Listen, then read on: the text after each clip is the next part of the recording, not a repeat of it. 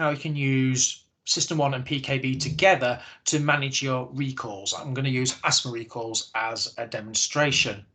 For this to work, you're going to need to have followed the previous two Lunch and Learn sessions, which taught you how to put your patients into System 1 so that we knew who had PKB by creating status alert markers for them, and also how to set up the single sign-on for the button so you can jump straight from System 1 into the PKB account.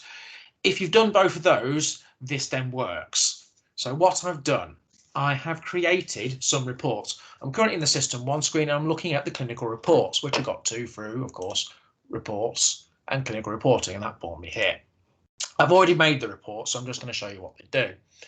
So the report I've got highlighted at the moment, PKB patients in group, that's the report that identifies to System 1 which of my patients have got PKB. And also I'm used that report to put a status alert marker on each of the patients, the magnifying glass.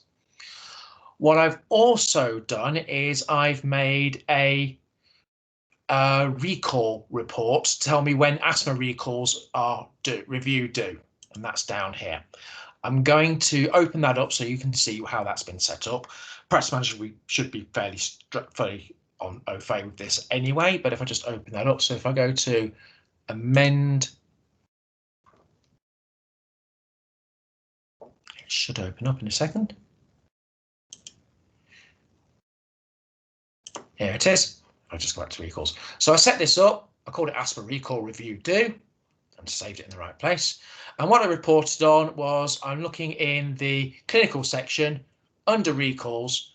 A recall exists. So I'm just keeping it general as a recall. You can narrowify it down to recall type if you want. And I've put a date to do between the 10th of February and the 9th of April. I've ticked the relative so that as time passes, this report will keep updating itself with the time period you want. And I've set up so that it moves. Okay, presets anchor date, I put an anchor date, advanced daily, and it moves every day. Okay, you can set that up as you require. Okay, so I've just said I want to recall between those dates. I could be specific, I could go to recall type, and I could put asthma review in there and so on. I'm just keeping it to recall at the moment. Once I've got that set up, asthma and it's pulling out and I've run it, I can see I've got 6 recalls due this month. I then need another report that will join this report with this report. Okay, so that they are joined together, and then the ones that appear in both reports come out as a separate report. Okay, and that is this one here, PKB with recall. So I'll show you how that works. I go to amend there. So what I've done is I've used a join. I selected both of those and clicked the join button. Patients in the group, in the PKB group, asthma recall group, and I've said patients that appear in both reports. Say okay to that. If I run that report, I should get, run it again, you have to run it twice, 3 patients. If I show my patients, right click, view patients, I always lose it. Show patients, there it is. I'm looking for view and it's show. There's the 3 patients that have PKB and have a report. So if I open up rows, retrieve the patient.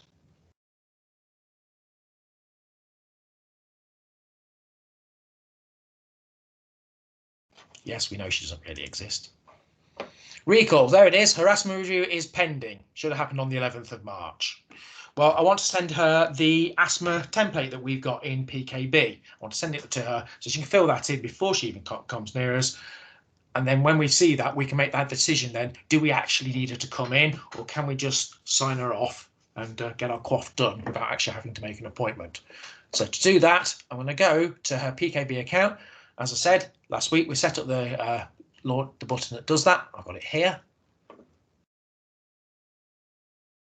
It launches PKB and I'm straight into this patient's record. Let's just maximize that. There it is.